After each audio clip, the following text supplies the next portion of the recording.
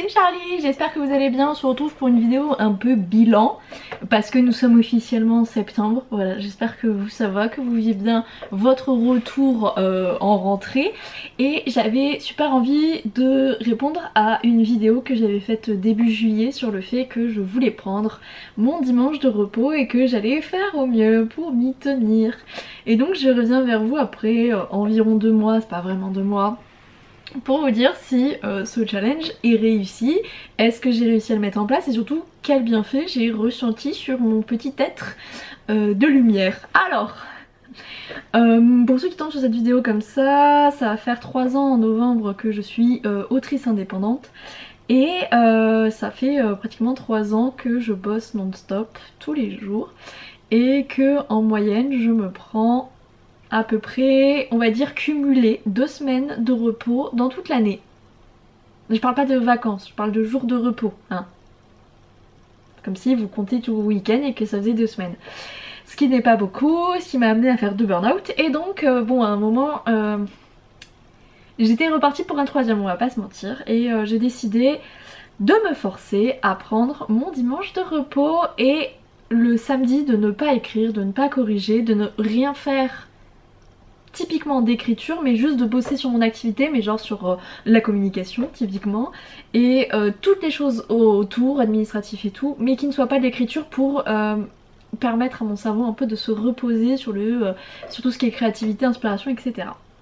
Il faut savoir que ce sujet du repos, fut un temps j'ai eu un podcast et déjà à l'époque c'était un gros point sur lequel je revenais souvent parce que j'ai toujours eu beaucoup de mal à prendre du repos. Il faut dire que quand on est indépendant, c'est très compliqué parce que quand on ne vit pas de son activité, on veut mettre toutes les chances de son côté pour en vivre, hein, et donc on va beaucoup bosser et même quand on commence à en vivre, on a toujours cette peur de repartir dans l'autre sens en fait, de ne plus réussir à vivre de son activité.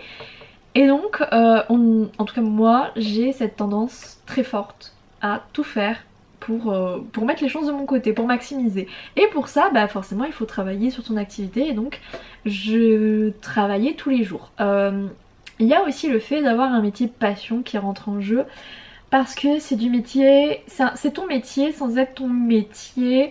La plupart des boulots que j'ai fait de manière salariée, c'était pas des boulots qui me plaisaient. Il y avait vraiment pas cette notion de plaisir que j'ai aujourd'hui dans mon activité. Et du coup ça a brouillé énormément les frontières.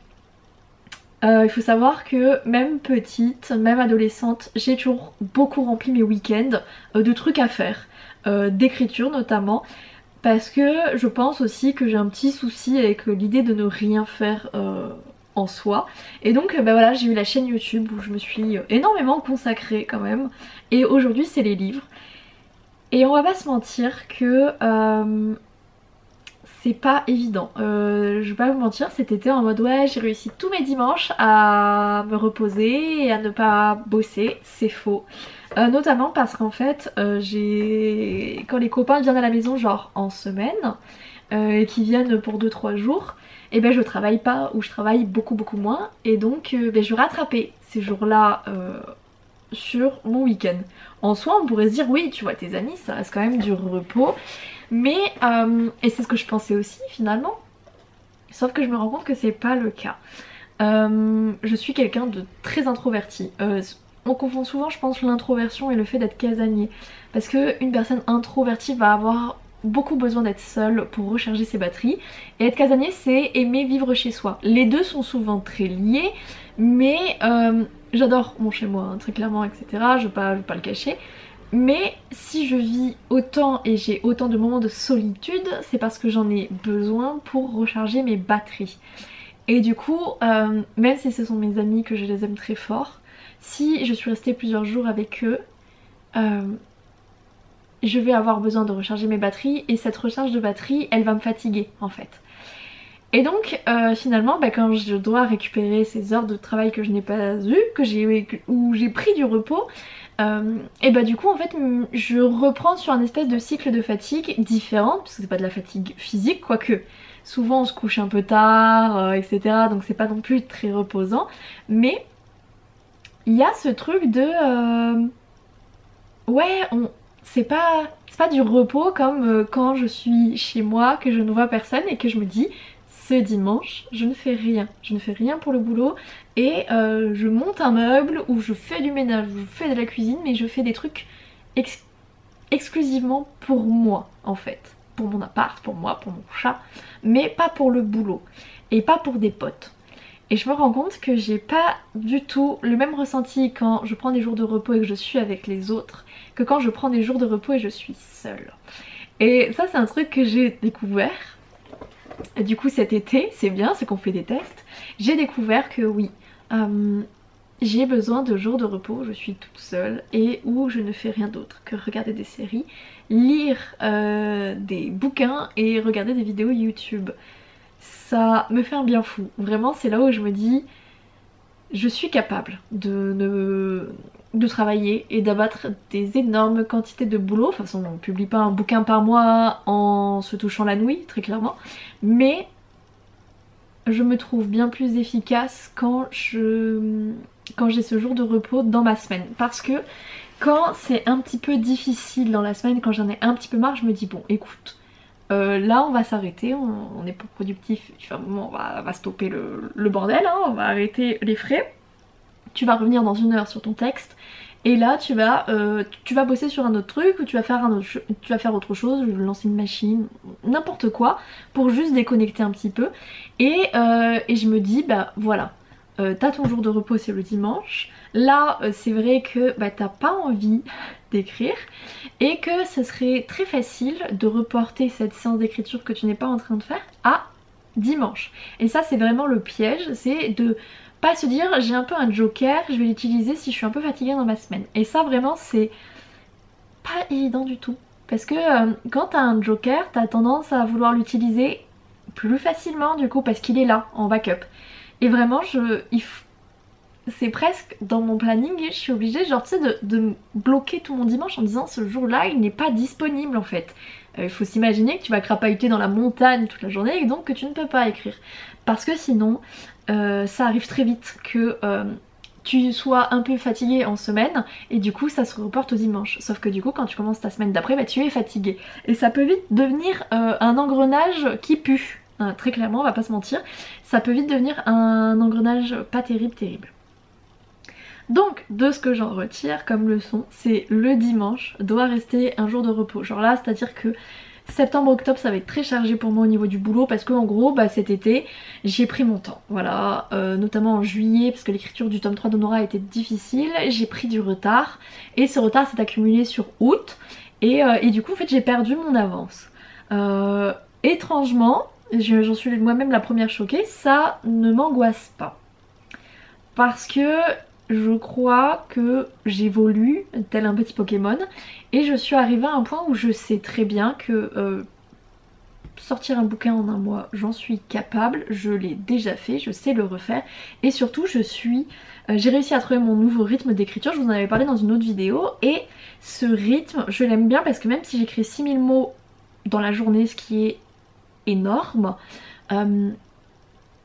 j'arrive à me trouver des moments dans ma journée où je vais pouvoir lire. Et par lire, c'est pas seulement le soir 10 minutes avant d'aller faire dodo, c'est que j'arrive à me trouver 1 demi-heure, 3/4 d'heure, voire 1 heure dans ma journée pour lire. Et autant c'est vrai que je suis pas une grande fan de regarder des épisodes de séries pendant le repas. Moi j'aime bien genre me mater qu'une vidéo YouTube et du coup bah mon repas dure généralement moins de 20 minutes parce qu'en plus je mange vite. Mais c'est vrai que ma pause déj dure 20 minutes. Mais moi c'est vrai que je suis moins productive l'après-midi. J'ai du mal à m'y mettre. J'aime pas trop écrire l'après-midi. C'est pas ma zone préférée de boulot. Et donc bah, quand je sens que je suis fatiguée, parce que bon j'ai des nuits, je veux pas vous mentir, un petit peu chaotiques, j'ai du mal à m'endormir et surtout je sens bien que mon sommeil n'est pas de qualité, et ben j'ai souvent des coups de barre en plein milieu de l'après-midi et soit j'en profite pour me fermer les yeux pendant 10 minutes pour recharger un petit peu mes petits noeuds, soit je lis et je quitte tout ce que j'ai dans ma tête pour m'embarquer dans un bouquin. Et ça c'est vrai que ça me fait un bien fou et je sens à quel point j'en ai besoin aussi de ces petites pauses dans ma journée que avant je ne m'accordais pas. Vraiment quand je regarde l'année dernière, il y a encore un an vraiment, ou même encore ce début d'année où vraiment j'étais un peu dans une espèce de compression où il fallait y aller vite, vite, vite, j'étais souvent en retard et quand je prenais un petit peu d'avance, il y avait une merde qui m'arrivait qui faisait que je perdais mon retard.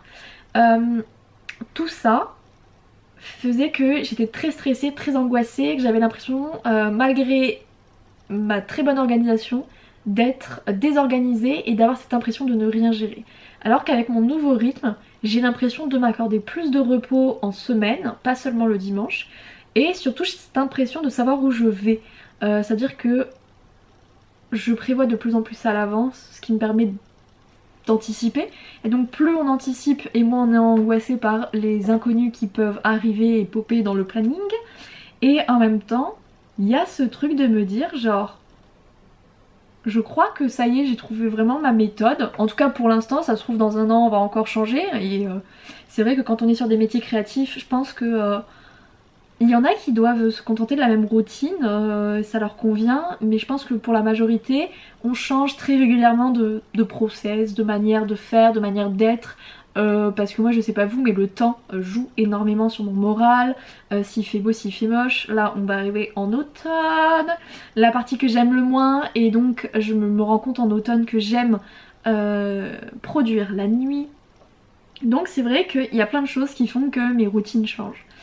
Et là c'est vrai que en tout cas j'ai pu l'expérimenter cet été, et ça c'est un truc que je veux me laisser, me réserver un jour de repos. Et même je me rends compte que du coup plusieurs fois j'ai dû bosser le samedi et écrire le samedi, et je n'aime pas écrire le samedi parce que le samedi c'est quand même un micro jour de relax, c'est à dire que je me charge beaucoup moins en termes de planning. Je suis plus relax, et c'est vrai que écrire me ramène au reste de ma semaine. Et du coup il y a cet entre-deux de c'est un peu le week-end et en même temps c'est un peu une journée de boulot classique, et ça me plaît pas du tout. Je l'ai remarqué là cet été parce que j'ai dû quand même pas mal bosser le samedi, alors que normalement le samedi n'était pas réservé à l'écriture en fait, c'était réservé à toutes les autres choses. Et j'ai pas aimé parce que finalement je me rends compte que souvent ma journée du samedi elle va être un peu détente, et ça va être le soir, je vais commencer genre à 19h et je vais arrêter à 23h minuit. C'est un rythme que j'aime beaucoup aussi, sur des trucs où voilà c'est pas l'inspiration, c'est un peu plus relax, ça va être des posts Insta, ça va être modifier des maquettes de bouquins, etc. C'est des trucs où j'ai une partie de mon cerveau qui est libre et qui donc vagabonde un petit peu, où je peux suivre des live Twitch ou des séries, et en même temps tu vois ça continue ce côté un peu je travaille quand même, c'est important hein. Et en même temps il y a ce truc de c'est un peu le week-end aussi, on est plus relax, on se prend moins le chou, on est tranquillou, et ça me plaît comme ça en fait. Et c'est vrai que du coup quand j'ai dû travailler le samedi, enfin que je travaille le samedi, mais quand je dois écrire, il y a ce truc de oh, j'ai pas envie, je le sens, tu sais, je suis pas déter, je suis pas motivée. Une fois que je suis dans ma session ça va hein. Après j'ai 3 sessions dans la journée, ça dépote, on y va. Mais des fois c'est dur, c'est vraiment dur de me lancer dans mes sessions, et au lieu que ma session d'écriture me dure 1h15, souvent elle va durer 1h30, 1h45 voire plus, parce que je suis pas dedans, c'est samedi, nanani, j'ai pas envie d'écrire. Et c'est vrai que je me dis qu'à terme ça va être de plus en plus compliqué pour moi d'écrire le samedi et le dimanche, parce que je commence à prendre ce rythme de pas écrire. Et en même temps je rends compte aussi que j'en ai besoin en fait de ces pauses où je suis pas en train de sursolliciter sans cesse mon cerveau, parce que c'est vrai on pourrait se dire j'ai littéralement le cul posé dans mon canapé et je tape sur un clavier. Ce n'est pas un boulot très excessif, je vais pas vous mentir, mais pour le coup pour avoir bossé en usine et être dans des boulots plus physiques, pour moi c'est sur le même rang très clairement, parce que en usine, une fois qu'on s'est habitué à être tout le temps debout, parce que moi pour le coup en usine j'étais debout face à une table et j'emballais des colis, si tu veux, une fois que ton corps s'est habitué à rester debout et que t'as plus vraiment mal aux pieds, le taf ça va. Il y a des périodes où tu vas porter des choses très lourdes, c'est pas agréable, mais moi dans mon boulot c'était pas tout le temps, donc ça allait encore. Mais mentalement j'étais épuisée parce que j'avais pendant 7 heures mon esprit vide en fait. Quand j'étais avec des potes et tout, des gens de mon âge avec qui je pouvais parler c'était génial, c'était super cool, les journées passaient plus ou moins vite. Moins vite que plus, mais ça allait encore parce qu'on était un peu dans le même bateau. Mais quand j'avais pas un peu mes collègues chouchous, parce que t'es en intérim, donc il y a des moments où vous vous croisez, où vous voyez pas, et bah c'était pas évident parce que là t'es tout seul et tu peux pas discuter et l'heure passe à des moments où vraiment c'est long. Et l'écriture c'est un peu cette même fatigue plus morale. Parce que tu es tout le temps en train de demander à ton esprit d'être créatif, de toujours plus, de toujours proposer plus, d'être à fond. Et c'est vrai que notre cerveau il est pas fait pour ça, il a besoin de périodes de repos. On est dans une société qui favorise l'instantanéité et donc on le voit bien avec TikTok, Insta et tout, on scrolle de plus en plus vite, notre concentration diminue et rester concentré à 100% pendant une heure, c'est très compliqué. D'ailleurs je crois que les études ont montré que notre cerveau ne peut pas rester à 100% plus de 10 minutes je crois. Mais on va dire que le reste sur ma session d'écriture, il y a un petit 70-80% de moi-même à fond. Et c'est vrai que c'est pas évident parce que ça je vais le reproduire 3 fois dans ma journée. Rajoute à ça que quand je fais des lives de 2 à 3 heures, pareil, il faut que je sois un minimum à fond, il faut que je donne de ma personne pour animer le live et que ce soit intéressant tout simplement. Et très vite en fait on arrive à des moments très épuisants en fait, où les journées elles sont difficiles parce que je demande toujours plus à mon esprit, je lui demande d'être toujours un peu sur à 100% et on n'est pas fait comme ça. Et du coup c'est épuisant et c'est je pense ça qui m'a à chaque fois amené au burn-out. Le rythme y est très clairement, mais le fait aussi de tout le temps me forcer mon esprit à être au taquet, à être à 100% et à toujours produire ce côté très création parce que il y a certains bouquins où je sais comment ça se passe. Très clairement, il y en a d'autres où c'est un peu plus flou. Et ces bouquins où c'est un peu plus flou, où je sens que il y a un truc qui va pas trop, qu'il faut que je le change, généralement ça me vient quand j'écris. La suite est ce truc que je cherche et qui me manque dans mon histoire. Donc mon esprit, il y a des moments où je le sollicite beaucoup durant mes phases d'écriture. Et en fait d'avoir ces 2 jours où il y a ce côté très la communication, une fois que je sais ce que je dois produire, il n'y a plus ce côté créatif, il y a juste de l'exécutif, donc qui est beaucoup moins épuisant pour moi. Et puis il y a ce côté juste je me repose, je ne fais rien et par rien j'entends faire du ménage et je trouve que c'est déjà trop quoi. Et c'est vrai que ça fait du bien, ça me repose et j'ai bien senti cet été que déjà j'en avais besoin parce que pendant 6 mois, 5 mois et demi j'ai été à fond la caisse. Ma vie personnelle s'est rajoutée par dessus et donc ça a été vraiment très très difficile. Et en fait si j'avais pas décidé de changer de rythme, je crois que je vous aurais redit potentiellement que fin d'année ça allait pas de nouveau quoi. Là, je suis pas persuadée que j'y aille pas, je vais pas vous mentir, mais ça va quand même mieux. Ça va mieux et surtout je me dis, là je crois que j'ai trouvé mon bon rythme de vie parce que j'ai plus l'impression non plus de passer mon existence même à produire du contenu. Là j'ai l'impression de reprendre aussi la main sur ma vie, de pouvoir faire d'autres choses, profiter simplement de mes proches quand j'ai envie de les voir, de profiter d'une balade, de profiter de plein de petites choses comme ça qui me nourrissent et qui finalement par la suite vont venir nourrir mon art tout simplement. Et je suis vraiment très satisfaite vraiment de ce retour. Et je sais qu'avant ça aurait pas été possible, mais aujourd'hui c'est possible pour moi. Mentalement je me sens prête aussi à prendre ce jour de repos et c'est vrai que je le savoure d'autant plus que je sais par quoi je suis passée. Et du coup ça reste un bilan très positif. Je vais pas vous mentir que ça peut disparaître à certains moments parce que j'ai toujours ce côté de, et encore là je l'ai eu, ce dimanche de ne rien faire, de se dire ouais tu pourrais pas faire cette formation parce que ça va être un peu chaud cette semaine, ça va être vraiment ric-rac si tu te prenais de l'avance. Et donc je suis toujours un peu obligée de me battre aussi contre moi-même sur ce côté de tu pourrais t'avancer, tu pourrais faire ci, je pourrais faire ça. Et je sais que le combat n'est pas vraiment gagné quand on est sur un métier passion et que on doit se faire vivre. Mais je pense que j'ai quand même monté les marches les plus difficiles et qu'après il faut juste ne pas s'arrêter, ne pas céder aux sirènes de la tentation. Mais en tout cas voilà pour ce retour. Si jamais vous êtes indépendant, j'espère que vous arrivez à vous prendre des jours de repos ou même juste des temps pour vous. Et par du temps pour vous, je ne pense pas à votre compagnon ou compagne ou à vos enfants ou à toute personne extérieure qui finalement vous pompe de l'énergie sans réellement vouloir donner derrière, voilà, hein. Juste du temps pour vous. Que vous pourrez réinvestir pour vous-même et faire des choses qui vous plaisent profondément. Et j'espère que vous avez, même si vous êtes salarié, à ces moments-là, parce que je me rends compte en fait qu'il y a peu de personnes qui le font.